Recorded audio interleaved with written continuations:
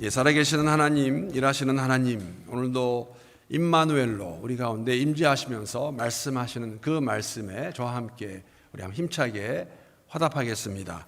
할렐루야. 아멘. 여러분, 이 스크린 보시면서 어떻게 생각하십니까? 산타 equals Satan, 사탄입니다. 여러분, 흥미로운 것은 이 산타도 5자입니다. 한국말로 시옷, 아, 니긋, 니은이죠. 니긋이 아니라 티라, 티긋, 그리고 아, 산타. 그리고 영어로도 5자입니다. 그렇죠? SANTA. 산타 똑같고. 그런데 한국말에서 산의 밑에 N자를 니은을 N자라고 부릅니다. 제가 니은을 그 타의 밑으로 하면 사탄이 되고, 영어도 SANTA에서 N자를 중간에서 빼가지고 끝에 붙이게 되면은 사탄이 됩니다. 뭘 얘기하려고 그러는 건가 궁금해하실 것 같아요. 어떤 분이 학창 시절에 교회 회보에 내기 위해 쓰셨던 글의 제목입니다. 산타 equals 사탄. 물론 제목이 너무 과격하다는 이유로 거절을 당해서 교회 회보에는 나오지 않았습니다. 낼 수가 없었습니다. 이 학생이 후에 목사가 됩니다. 그리고 그분이 쓰신 글인데 왜 그 당시에 자신이 이러한 제목의 글을 썼는가에 대해서 회고합니다. 본인도 그렇게 말씀하세요. 제목이 조금 너무 과격했다 인정하면서, 그러나 자신의 마음 한구석에는 산타가 주님을 밀어내고 있는 것 같아 이렇게 제목을 잡았다고 설명합니다. 그 부가 설명 글을 보게 되면 이렇게 쓰고 있습니다. 성탄절은 분명 우리 주님이 오신 날인데 백화점이나 거리 이곳저곳에 등장하는 산타, 카드 그림도 마치 산타가 주인공인 듯 한 것이 성육신하에 이 땅에 오신 주님이 다시 마국간으로 밀려나가는 것 같은 생각이 들어서 그 마음을 표현하기 위해 이러한 제목을 잡았다고 설명합니다. 그래서 과격하죠. 산타 이퀄스 사탄. 근데 사실 저도 최근에 인터넷에서 이런 그림 보면서 그분의 마음을 조금은 더 이해할 수 있었어요. 이거 보신 분 계세요? 아시는 분도 계시는지 모르겠어요. 저 빨간 건물에, 저 빌딩, 빨간색의 건물은 산타클로스 우체국입니다. 저기에 가시면 진짜 산타가 있어요. 사진 찍을 수 있습니다. 이게 어떤 그림이냐면, 빌딩이냐면 한국의 강원도 화천군에서 2015년부터 벌써 7년이 됐네요. 산타의 본고장으로 알려진, 산타의 본고장이 있다고 그러는데요. 핀란드의 로바니엠이라는 도시, 산타 우체국 한국 본점을 지금 한국의 강원도 화천군에서 이렇게 유치해서 운영하고 있습니다. 가시면 보실 수 있어요. 이곳에 가면 여러분 산타와 관련된 정말 수많은 물품들이 있습니다. 근데 이곳에서 가장 인기 있는 이벤트가 무엇일까요? 산타에게 편지 쓰는 것입니다. 그런데 엄청난 편지를 쓰시면은 이 우체국 가서 놀라운 일이 일어납니다. 그것은 무엇이냐면 산타 마을에서 산타가 답장하는 편지를 받아보실 수 있습니다. 어떤 블로거가 썼더라고요. 글을 썼는데 어떻게 썼냐면 이걸 가지고 한번 잘 들어보세요. 순진하고 순수한 아이들이 산타의 존재를 믿을 수 있도록 이보다 더 좋은 것은 없다라면서 적극 추천하면서 호언한다는 글을 읽어보았습니다. 제 이 도입 부분의 말을 들으면서 뭐 이렇게까지 생각할 필요가 있을까 하시는 분들도 계실 것 같아요. 무슨 이렇게 오버할 필요가 있느냐, 그렇게 생각할 수도 있습니다. 그러나 오늘은 2022년 대림절, 대강절이라고 말하는 그러한 시즌, 기간을 시작하는 첫 번째 주일입니다. 우리가 2022년 성탄절을 기다리면서 2000년 전에 약속의 말씀에 따라 이 땅에 오신 예수를 우리가 바로 이해하고 또 정말 우리의 마음 가운데 감사와 감격이 있는 그러한 시즌이 되었으면 좋겠다는 마음을 가지고 이 글을 읽었고 그림을 보여드렸습니다. 여러분, 오늘 성도의 교제 시간에도 말씀을 드렸지만 이 5개의 촛불은 대림절 기간을 의미합니다. 여러분이 대림절이라는 것, 사실 우리가 영어로는 그 어드벤트라고 부르는데, 이 어드벤트라는 단어의 의미는 오심, 도착이라는 라틴어의 어드벤투스라는 단어에서 가지고 온 것입니다. 예수의 오심을 기다리는 이 기간이, 이 시즌이 대림절이고 대강절입니다. 과거에는 성탄절에만 국한되었었지만 지금은 성탄절 이전 한 4주, 5주 정도를 포함한 절기로 일컫는 말이 대림절, 대강절인데, 여러분 올해는 아시는 분도 계시겠지만 성탄절이 성탄주일입니다. 12월 25일이. 그래서 오늘부터 매일 성경 스케줄 따라 하던 그 말씀 잠깐 스탑하고 예수의 오심, 즉 그리스도 예수라는 주제를 가지고 5주에 걸쳐서 함께 말씀을 나누기 원하는데, 오늘은 조금 전에 교독한 말씀을 중심으로 약속의 성취로 오실 예수라는 제목으로 말씀을 나눕니다. 바라는 게 있다면 다른 것이 아니라 정말 이 예수가 누구이신가, 어떤 분이신가 바로 알고 깨닫고 정말 기뻐하고 감사하는 그러한 대강절의 시즌이 되었으면 좋겠습니다. 말씀을 시작하면서 먼저 질문 하나 제가 드리겠습니다. 여러분, 오늘 본문에 나오는 아하스의 믿음이 어떠했다고 생각하십니까? 아하스. 어떤 분들은 아하스가 처음 들어보는 이름이 될 수도 있을 것 같습니다. 이제 이 질문을 드리는 근거는 오늘 본문 12절을 바탕으로 드리는 질문인데 12절 말씀 우리 한번 함께 다시 읽어보도록 하겠습니다. 함께 읽겠습니다. 자, 시작. 아하스가 이르되 나는 구하지 아니하겠나이다. 나는 여호와를 시험하지 아니하겠나이다 한지라. 증조를 구하지 않겠습니다. 하나님을 시험하지 않겠습니다 라고 말하는 아하스의 믿음이 어떠했습니까? 라는 질문에 대답하시기 위해서는 오늘 본문에 구약이 많이 그렇습니다. 오늘 본문의 배경을 조금 이해하실 필요가 있습니다. 특별히 이사야가 누구였고, 이사야는 아실 것 같아요.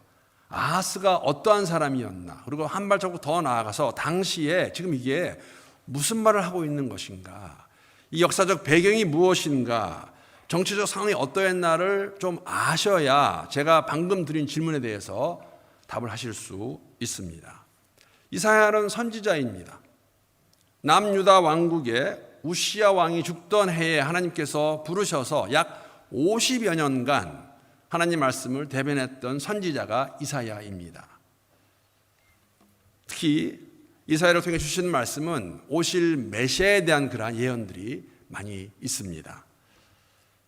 사실 이사야 이름 그 의미가 무엇이냐면 여호와는 구원이시다라는 그러한 뜻을 가지고 있는 이름이 이사야이기도 합니다. 이사야가 지금 아하스에게 말을 하고 있고, 아하스가 지금 이렇게 12절 말씀에서 나는 징조를 구하지 않겠다, 하나님을 시험하지 않겠다고 말하는데, 그러면 도대체 아하스가 어떠한 사람이었나? 사실 아하스는 왕입니다. 여러분, 이스라엘과 특히 이스라엘 왕국이 두 왕국으로 갈리지요. 북이스라엘과 남유다로. 이 왕들의 행적을 알아보시려면 구약의 열왕기서와 역대기서를 보시면 되는데, 아하스 왕에 대한 묘사 역대하 28장 1절에서 4절을 보게 되면 이 아하스 왕을 이렇게 설명하고 있습니다. 제가 한번 읽어보겠습니다. 똑같은 아하스입니다. 오늘 본문에 나오는 아하스. 아하스가 왕위에 오를 때에 나이가 20세라. 예루살렘에서 16년 동안 다스렸으니 그의 조상 다윗과 같지 아니하여 여호와 보시기에 정직하게 행하지 아니하고 이스라엘 왕들의 길로 행하여 바알들의 우상을 부어 만들었고, 또 흰놈의 아들 골짜기에서 분향하고 여호와께서 이스라엘 자손 앞에서 쫓아내신 이방 사람들의 가증한 일을 본받아 어떤 일까지 했냐면 그의 자녀들을 불사르고 이방신을 섬기던 사람들의 프랙티스죠. 이런 일을 하고 있었습니다.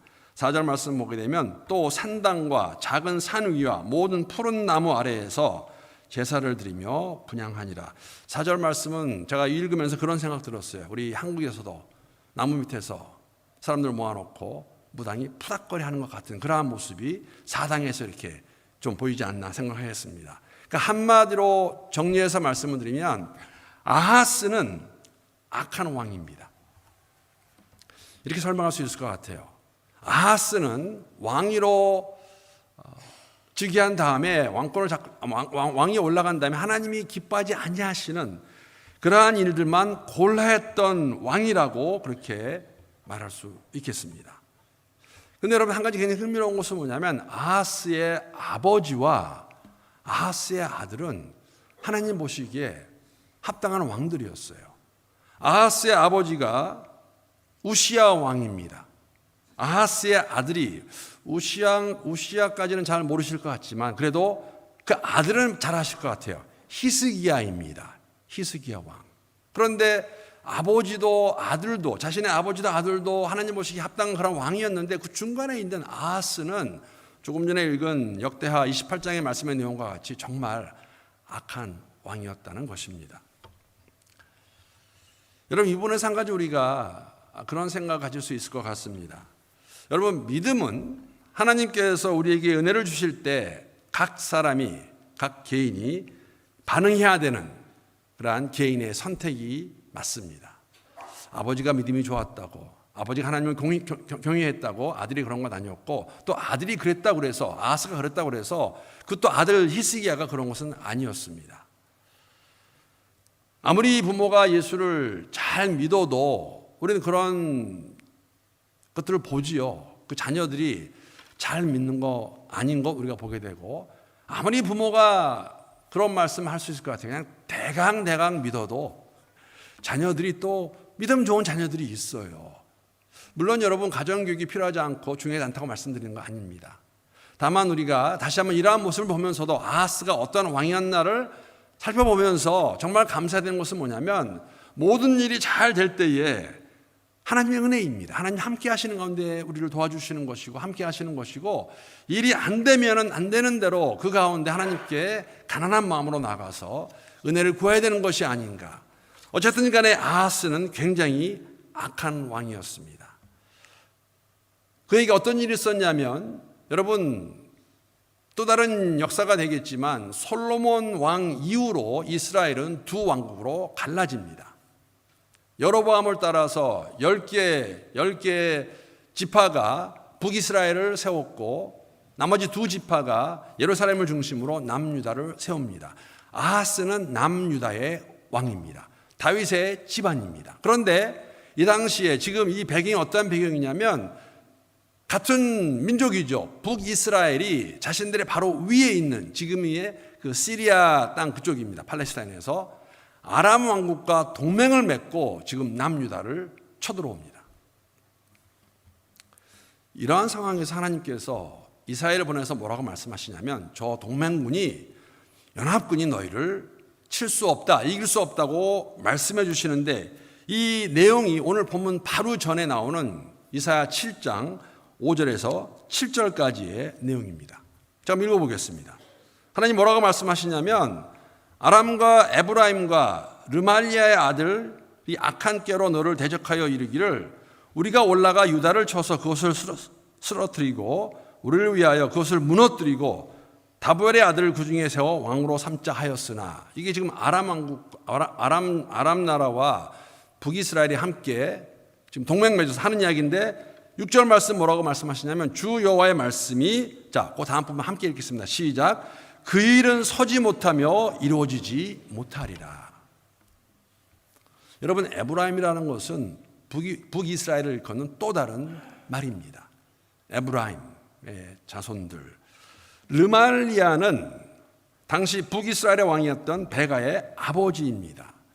그러니까 무엇을 말씀하시냐면, 그들이 암만 저렇게 동맹군을 모아 동맹하여서 연합군을 만들어 쳐들어와도 너는 넘어지지 않을 것이다 라고 하나님께서 이사야를 통해서 그에게 말씀해 주셨습니다. 이러한 상황에서 이사야가 뭐라고 말하냐면, 사실 하나님께 징조를 구하라고 말하는 것은 무엇이냐면, 이렇게 말씀하신 그 내용을, 그것을 믿는다면 하나님이 하나님 되심을 네가 한번 하나님께 아뢰보아라, 증명을 구해보라고 말하는데, 정말 하나님을 신뢰한다고. 그런데 아하스가 뭐라고 말합니까? 나는 하나님께 어떻게 하겠다고요? 징조를 구하지 않겠다고 말하면서 하나님을 시험하지 않겠다고 합니다. 언뜻 들으면 믿음이 정말 좋은 것 같아요. 그런데 실상 그게 아닙니다. 믿음이 없습니다. 무슨 의미냐면 하나님이 함께하지 않으셔도 아하스에게는 믿는 구석이 있어요. 믿는 것이 있습니다. 이 내용이 열왕기하 16장 7절 8절의 내용입니다. 제가 읽어보겠습니다. 동일한 아하스입니다. 아하스가 아수르 왕 디글랏 빌레셀에게 가서 사자를 보내어 이르되 나는 왕의 신복이요 왕의 아들이라. 굉장하죠. 이제 아람 왕과 이스라엘 왕이 나를 치니 청하건대 올라와 그 손에서 나를 구원하소서 하고 아하스가 여호와의 성전과 왕궁 곳간에 있는 은금을 내어다가 아수르 왕에게 예물로 보냈더니. 자, 여러분 지금 믿는 구석이 어디입니까? 북이스라엘과 아람이 쳐들어와도 믿는 구석은 당시에 가장 큰 제국이었던 아수르에게 벌써 이렇게 보물을 보냈고 자신이 나는 당신의 신복이며 당신의 아들이라고 말하면서 동맹을 맺고 아수르가 와서 자신들을 구해줄 것을 믿고 있기 때문에 아수르가 북이스라엘과 아람의 연합군을 막아낼 수 있다고 믿기 때문에 하나님께서 함께 하시는 가운데 일어나지 않겠다고 말씀하시는데도 그것을 안 믿는 거죠. 필요가 없다고 말하는 것이죠. 그래서 아하스가 말합니다. 나는 하나님의 징조를 구하지 않겠다. 나는 하나님을 시험하지 않겠다. 왜? 하나님이 없어도, 하나님이 함께하지 않으셔도 믿는 구석이 있기 때문에 그렇습니다. 질문 돌아가서 아하스의 믿음이 어떠합니까? 여러분, 우리가 삶을 살아가면서 우리의 믿음이 이럴 때 있지 않을까요? 하나님 외에 우리가 의지하는 것들이 없다고 말할 수 있을까요? 그것이 물질이 되었건, 그것이 명예가 되었건, 내가 가지고 있는 권력이 되었건, 사실 하나님 필요하지 않아요. 살아갈 수 있어요. 그러한 마음이 바로 이 아하스의 본문에 나오는 모습입니다. 말은 그럴듯합니다. 징조 필요 없다. 하나님 시험하지 않겠다. 그러나 이것은 하나님을 전적으로 신뢰하지 않는, 믿음이 없는, 하나님이 개입하시고 주장하지 않으셔도 나는 아수르 왕에게 그를 의지해서 이 어려움을 피해갈 수 있다고 믿는 그러한 마음입니다. 여러분, 이러한 아하스의 반응이 하나님께 어떻게 들렸을까요? 하나님 어떻게 받으실까요? 본문 13절입니다. 13절 보게 되면 그 이야기를 들었습니다. 징조 구하지 않겠다. 하나님 시험하지 않겠다. 이사야가 이르되 다윗의 집이여 원하건대 들을지어다. 너희가 사람을 괴롭히고서 그것을 작은 일로 여겨 또 나의 하나님을 괴롭히려 하느냐. 여러분, 이러한 아하스의 반응을 가지고 하나님은 이사야를 통해서 말씀하십니다. 여러분, 다윗의 길이라는 것은 말씀드렸죠. 지금 아하스는 남유다의 왕입니다. 남유다는 다윗의 집안을 대표하고 상징하는 것이죠. 다윗의 집, 다윗이 어떤 사람입니까? 하나님을 인정하고 말씀에 순종한 그 길에서 떠나서 불순종하며 하나님을 믿지 않는 것, 하나님을 괴롭히는 것이라고 하나님께서 이사야를 통해서 아하스에게 말씀해 주십니다. 여러분, 이 모습 가운데서 우리가 한 가지 도전이 되는 것은 뭐냐면 12절 말씀을 그냥 그 문맥을 떠나서 그만 보게 되면은 언뜻 들으면은 정말 믿음이 있는 것 같고 믿음이 좋은 것 같아요. 하나님을 믿는 것 같은데 그 내용을 알게 되면 위선적이고 종교적인 말밖에 안 됩니다. 왜? 하나님이 없어도, 하나님이 함께하지 않으셔도 괜찮은 거예요. 위선적인 모습이죠. 언행과 마음이 같이 가지 않는. 여러분, 이러한 것은 예수님께서 가장 싫어하신 것이었습니다. 신약에 가서 복음서를 보게 되면 예수님께서 가장 많이 책망한 사람들이 누구입니까? 소위 말하는 죄인들 아닙니다. 세리와 창녀와 그러한 사람들이 아니라 바리새인들, 서기관들, 장로들, 종교 지도자들이었어요. 여러분, 이 사람들은 그 당시에 사람들의 인정을 받던, 리스펙트를 받던 사람들이에요. 그러나 그들의 언행과 삶의 모습과 그 마음이 일치하지 않는 그것을 아시는 예수님께서 가장 많이 책망한 사람들, 그 사람들이 종교 지도자들. 여러분, 우리의 삶 속에서도 이러한 모습이 없는가 다시 한번 생각해 봅니다. 우리들이 말은 그럴듯하게 할 수 있습니다. 저도 그렇게 할 수 있습니다. 그러나 하나님은 우리의 마음을 보신다는 것, 사실 이러한 것을 하나님이 아시기 때문에 이것이 하나님을 괴롭힌다고 힘들게 한다고 말씀하시는 그 모습 가운데서, 사실 여러분, 저희가 내년에 희년을 맞이합니다. 우리가 요새 그런 얘기 참 많이 합니다. 그렇게 말하는 것이 맞습니다. 49년 전에 이 척박한 멜번 땅에 교회를 시작하셨습니다. 여러분, 교회는 하나님이 개입하셔서 하시는 것이에요.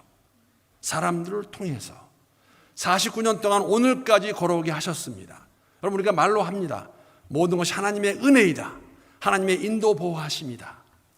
여러분, 그런데 희년을 맞이하면서 사실 우리가 주 앞에서 어떠한 마음을 가지고 맞이하는 것이 맞을까 하는 생각을 하게 되면은, 여러분, 모든 것이 하나님의 은혜이고 인도 보호하심이라면 저희들의 49년의 삶 속에서, 교회의 역사 속에서 하나님 보시기 합당치 않은 것들이 분명히 있었지요.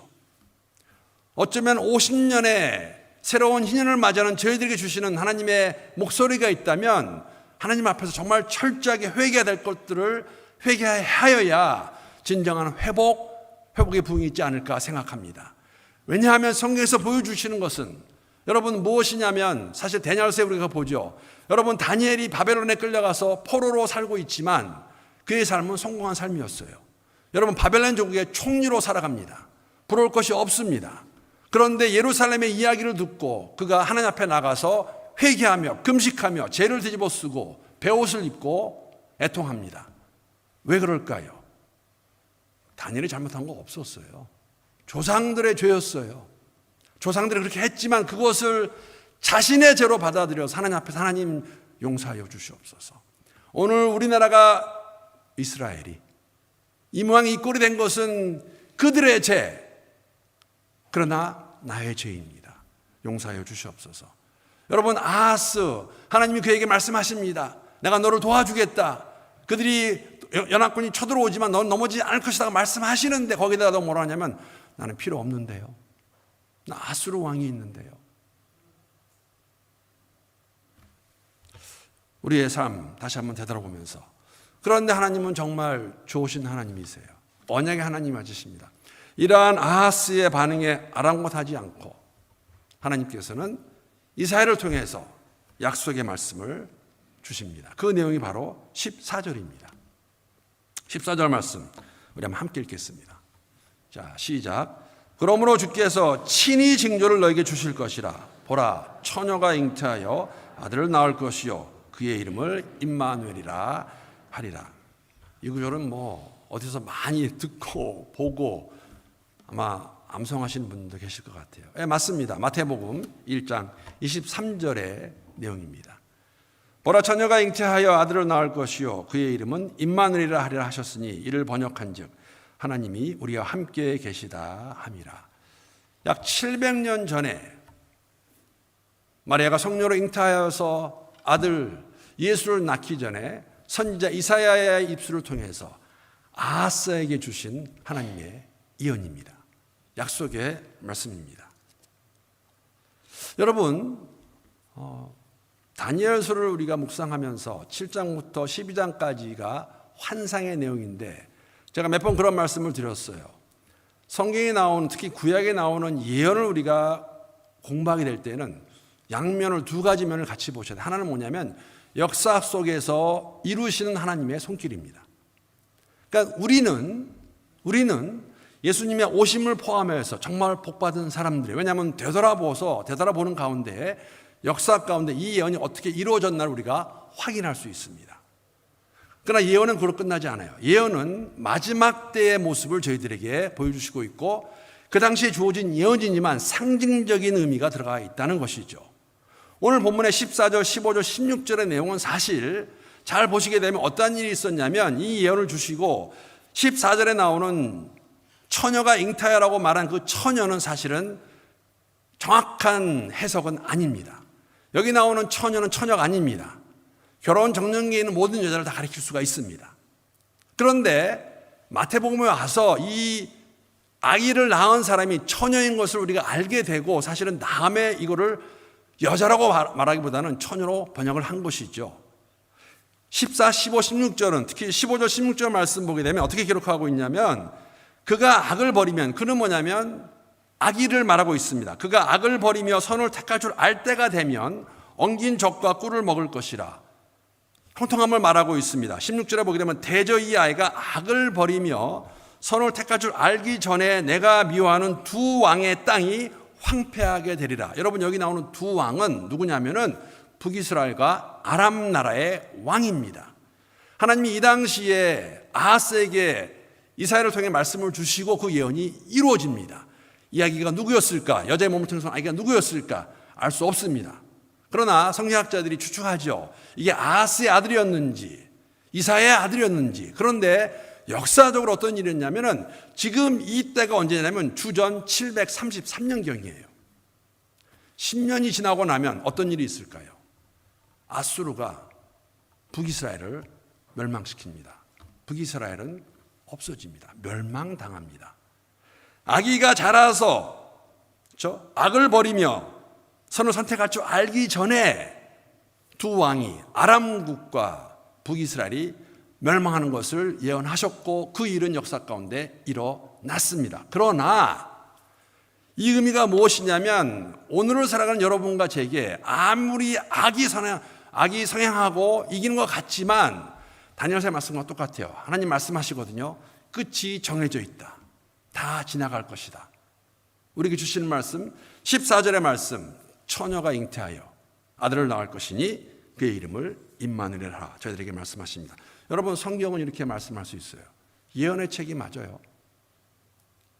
여러분, 들어보셨죠? 구약은 이렇게 설명할 수 있습니다. 창세기 1장, 2장, 3장 이후로 우리를 먼저 사랑하셔서 우리를 죄악 가운데서, 죽음 가운데서 건지시기 위해서 오실 메시아에 대해서 말하고 있는 내용이 구약입니다. 구약의 예언입니다.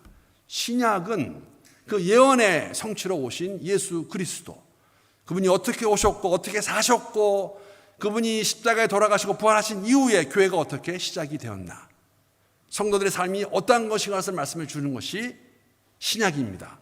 그리고 계시록에 가서, 계시록도 여러분 초대교회 성도들이 당하는 모습을 보여주고 있고 역사 속에 일어난 일이기도 하지만 동시에 다시 오실 예수께서 그 전에 일어난 일들을 저희들에게 상조로 보여주는 것이 요한계시록입니다. 그러면 여러분 어떤 의미냐면, 오늘 설교의 제목과 같이 약속의 성취로 오실 예수, 그 예수님은 2000년 전에 오셨어요.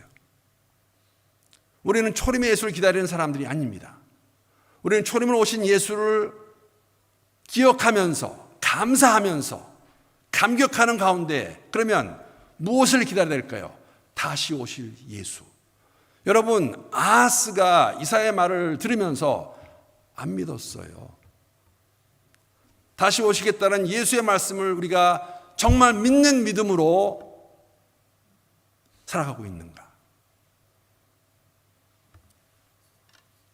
하나님께서 아하스 왕의 통찰에 있는 그 백성들을 향하여서 하나님이 자비를 베푸시고 긍휼을 베푸셔서 이러한 약속을 이사야를 통해 주셨습니다.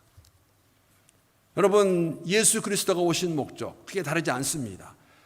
에베소서 2장의 말씀과 같이 우리가 죄악 가운데 우리는 다 이미 죽었던 사람들이에요. 죽어 있던 사람들입니다. 다른 길이 없었습니다. 이러한 저희들을 먼저 사랑해 주시고 찾아와 주시고 그것을 이루시기 위해서 예수 그리스도를 이 땅에 오늘 본문의 12절의 말씀과 같이 메시아를 저희들에게 보내주셨습니다. 여러분, 이것을 알고 믿고 살아가는 사람들은, 여러분과 저는, 성도는 정말로 복 있는 사람들이 맞습니다. 믿으십니까? 복 있는 사람들이에요. 어디서부터 왔고 이 땅의 의미가 무엇이고 어디를 향해 가고 있는가. 죽음은 예수 안에서 잠입니다. 깨어날 것입니다. 부활의 소망 가운데 부활의 몸을 입을 것입니다.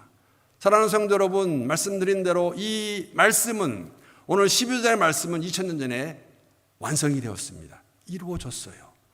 예수가 오셨습니다. 오신 예수, 이미 오신 그 예수, 2000년이 지났습니다. 우리가 구세주로 시인하고 우리의 삶의 주인으로 모시고 살아가고 있는데, 우리에게 필요한 것이 있다면, 우리가 다시 한번 우리의 믿음을 되돌아보는 것이 있다면 다시 오시겠다는 그 약속의 말씀, 정말 우리가 100% 신뢰하고 살아가고 있는가? 우리 모두에게 하나님께서 은혜를 더하시기를 기도합니다. 자비와 긍휼 가운데